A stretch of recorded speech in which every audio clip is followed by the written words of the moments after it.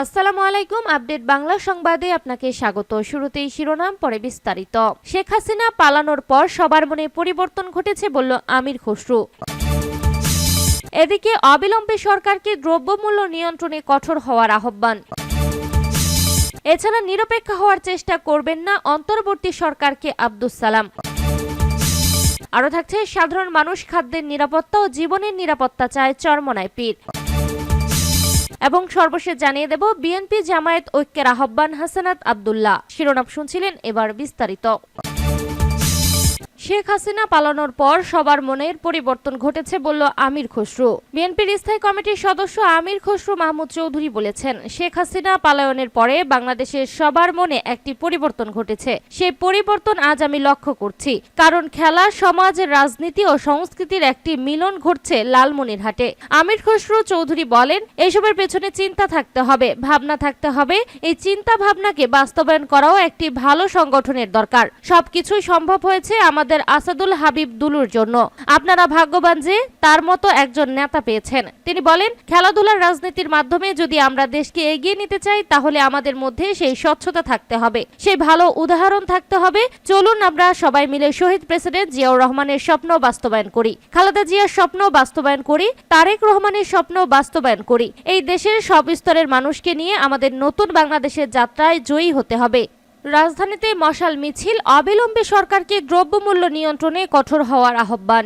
অবিলম্বে সরকারকে বাজারে দ্রব্যমূল্য নিয়ন্ত্রণে কঠোর পদক্ষেপ গ্রহণ করার আহ্বান জানিয়ে মশাল মিছিল করেছে শ্রমিকরা। মঙ্গলবার সন্ধ্যায় রাজধানীর জাতীয় প্রেস ক্লাবের সামনে জাতীয় গণতান্ত্রিক ফ্রন্ট ঢাকা মহানগর শাখার মশাল মিছিলের আয়োজন করে। পল্টন মোড় থেকে মশাল মিছিল নিয়ে জাতীয় প্রেস ক্লাবের সামনে এসে সংক্ষিপ্ত সমাবেশে শেষে গুলিস্তান অভিমুখে মশাল মিছিলটি রওনা দেয়। সংক্ষিপ্ত সমাবেশে সংগঠনের ঢাকা মহানগরীর সভাপতি আখতারুজ্জামান খান বলেন, বাজারের নিত্য প্রয়োজনীয় পণ্যের অগ্নিমূল্যের কারণে স্বল্প আয়ের শ্রমিক জনতা দিশেহারা। চাল, ডাল, আলু, তেল সহ নিত্য প্রয়োজনীয় দ্রব্যের দামের সঙ্গে তাদের আয়ের কোনো সামঞ্জস্য নেই। ফলে অনেক শ্রমিক অনাহারে জীবন দিনাতিপাত করতে বাধ্য হয়। অবিলম্বে সরকারকে বাজারে দ্রব্যমূল্য নিয়ন্ত্রণে কঠোর পদক্ষেপ গ্রহণ করার আহ্বান জানান তারা। এ সময় উপস্থিত ছিলেন সাধারণ সম্পাদক প্রকাশ দত্ত, সহ সভাপতি আব্দুল সাইদ প্রমুখ।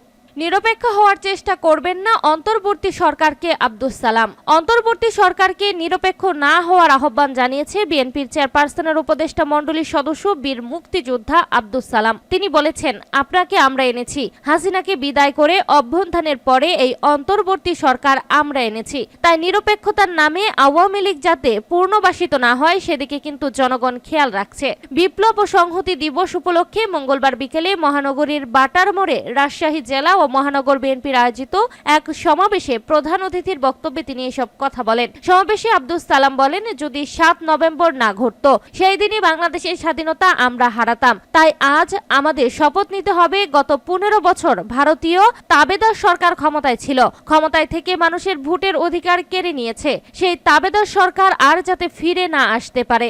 আওয়ামী লীগ বিদায় হলেও দেশে গণতন্ত্র ফেরেনি উল্লেখ করে এই বিএনপির নেতা বলেন, শেখ হাসিনার বিদায় হয়েছে, এখনো কিন্তু গণতন্ত্র ফিরে আসে নাই। শেখ হাসিনা বিদায় নিচ্ছে, এখনো আমাদের নেতা তারেক রহমান ফিরে আসে নাই। তাই এই সরকারকে বলবো, নিরপেক্ষ সরকার হওয়ার চেষ্টা করেন না। নিরপেক্ষ সরকার না আপনি, আপনাকে আমরা এনেছি। আওয়ামী লীগের নেতারা কিভাবে ভারতে পালাচ্ছেন সে প্রশ্ন তুলে আব্দুস সালাম বলেন, আজকের প্রশ্ন করতে চাই রাজশাহীতে। রাজশাহীর যে অবৈধ মেয়র ছিল, জোর করে ক্ষমতার দখলকারী, সেই লিটন আজকে কোথায় কোথায় আছে? এখনো পালাইছে, কোথাও গ্রেপ্তার হয় নাই। এই সরকারকে বলি, ভারতীয় সরকারকেও বলি, সীমান্তে কৃষককে হত্যা করা হয়, শ্রমিককে হত্যা করা হয়, ফেলানিকে হত্যা করে কাটা তারে ঝুলাইয়া রাখা হয়। আর সীমান্ত পার হয়ে এই আওয়ামী লীগের হুমড়া চোমড়ারা কিভাবে আজকে ভারতে যাচ্ছে? এই সরকারের কাছে আমরা জিজ্ঞাসা করতে চাই, আজকে ভারতকেও জিজ্ঞাসা করতে চাই। তাই বলবো, তাদের দ্রুত আইনের আওতায় আনা হোক। দ্রব্যমূল্যের দাম কমিয়ে সরকারকে দ্রুত নির্বাচন দেওয়ার আহ্বান জানিয়ে বিএনপির এই নেতা বলেন, যত দ্রুত সম্ভব জিনিসপত্রের দাম কমান, চাল, ডাল, তেল, লবণের দাম কমান। এখন উপদেষ্টাদের দেখি তারা প্রায় 250 স্টেডিয়াম বানানোর পরিকল্পনা করে। স্টেডিয়াম বানানোর কাজ আপনাদের না, আপনাদের কাজ দ্রুত নির্বাচনের আয়োজন করা। গণতন্ত্র রক্ষায় নেতাকর্মীদের লাঠি প্রস্তুত রাখার নির্দেশনা দিয়ে আব্দুস সালাম বলেন, আপনারা 17 বছর ধৈর্য ধরেছেন, আরো কয়েক মাস একটু ধৈর্য ধরেন। ধৈর্য ধরা মানে এই না যে রাজপথ ছেড়ে দিতে হবে। ধৈর্য ধরা মানে এই না যে লাঠিটা আওয়ামী লীগকে মেরেছিলেন সেই লাঠিটা ফেলে দিতে হবে, সেটা না। এই লাঠিটা সযত্নে রাখবেন। যদি আবার গণতন্ত্র ভূলিষ্ঠিত হওয়ার জন্য কেউ ষড়যন্ত্র করে, ওই ষড়যন্ত্রকারীর মাঠে লাঠি ভাঙার জন্য সবসময় প্রস্তুত থাকতে হবে। তিনি বলেন, গণতন্ত্র রক্ষা করতে হলে বিএনপির তারেক রহমান, বেগম খালেদা জিয়ার কোনো বিকল্প নেই। আগামী নির্বাচনে আমরা আশা করি আমাদের সঙ্গে আন্দোলনকারী যে রাজনৈতিক দল ছিল সবার সঙ্গে আমরা নির্বাচন করব। একই সঙ্গে আমরা নির্বাচন করব, ঐক্য যেন নষ্ট না হয়। সবার সঙ্গে ঐক্য ধরে রাখতে হবে, এটাই তারেক রহমানের নির্দেশনা। সাধারণ মানুষ খাদ্যের নিশ্চয়তা ও জীবনের নিরাপত্তা চায় বলল চরমনাই পীর। সাধারণ মানুষ জটিল রাজনীতি বুঝে না, তারা তাদের খাদ্যের নিশ্চয়তা চায়, জীবনের নিরাপত্তা চায়। কিন্তু এই দুই ক্ষেত্রে জনতার অভিজ্ঞতা ভালো না। দ্রব্যমূল্য বহু আগেই নাগালের বাইরে চলে গেছে। সংসার চালাতে সংগ্রাম করতে হচ্ছে আরো আগে থেকেই। স্বৈরাচারের পতনের পরে মানুষ ভালো কিছু আশা করেছিল, কিন্তু বাস্তবতা হলো কোনো কোনো ক্ষেত্রে পরিস্থিতি আরো খারাপের দিকে গেছে। খুলনা মহানগরীর ডাক বাংলা সোনালী ব্যাংক চত্বরে ইসলামী আন্দোলন বাংলাদেশের খুলনা মহানগর ও জেলা আয়োজিত গণসমাবেশে প্রধান অতিথির বক্তব্যে এসব কথা বলেন ইসলামী আন্দোলন বাংলাদেশের আমির মুফতি সৈয়দ মোহাম্মদ রেজাউল করিম পীর সাহেব চরমনাই।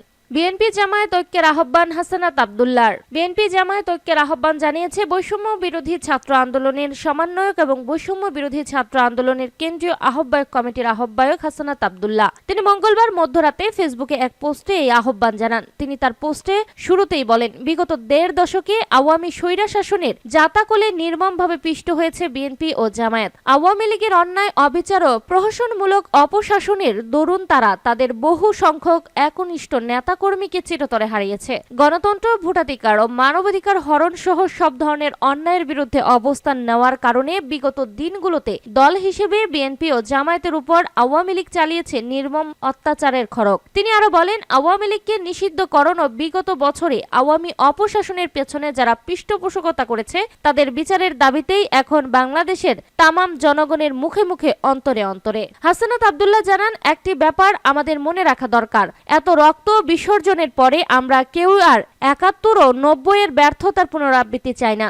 আমরা যেমন চাই না আমাদের দেশে নতুন করে কেউ ফ্যাসিস্ট হিসেবে মাথাচাড়া দিয়ে উঠুক, তেমনই চাই না যে আমাদের স্বাধীন সার্বভৌমত্ব বাংলাদেশে পুনরায় কোনো বহিঃশক্তির আধিপত্য কায়েম হোক। হাসানাত আব্দুল্লাহ বলেন, বিএনপি জামায়াত সহ ফ্যাসিবাদ বিরোধী কোনো দলের সাথেই শিক্ষার্থীদের ভেদাভেদ নেই। তাছাড়া এই গণ অভ্যুত্থানের পরে একটি ব্যাপার দিবালোকের মতো স্পষ্ট হয়েছে যে বিভেদ বিভাজনের রাজনীতি কখনোই বাংলাদেশের সাধারণ মানুষের জন্য কল্যাণ বয়ে আনবে না। তিনি বলেন, ফ্যাসিবাদী ব্যবস্থা বিলোপ এবং আওয়ামী সন্ত্রাসীদের বিচার নিশ্চিতকরণে এই মুহূর্তে ফ্যাসিবাদ বিরোধী সব রাজনৈতিক দলের ঐক্য অপরিহার্য। এখানে তার পোস্টটি হুবহু তুলে ধরা হলো। বিগত 1.5 দশকে আওয়ামী স্বৈরাচারের জাতাকলে নির্মমভাবে পিষ্ট হয়েছে বিএনপি ও জামায়াত। আওয়ামী লীগের অন্যায়, অবিচার ও প্রহসনমূলক অপশাসনের দারুণ তারা তাদের বহু সংখ্যক একনিষ্ঠ নেতাকর্মীকে চিরতরে হারিয়েছে। গণতন্ত্র, ভোটাধিকার ও মানবাধিকার হরণ সহ সব ধরনের অন্যায়ের বিরুদ্ধে অবস্থান নেওয়ার কারণে বিগত দিনগুলোতে দল হিসেবে বিএনপি ও জামায়াতের উপর আওয়ামী লীগ চালিয়েছে নির্মমতম অত্যাচারের খড়গ।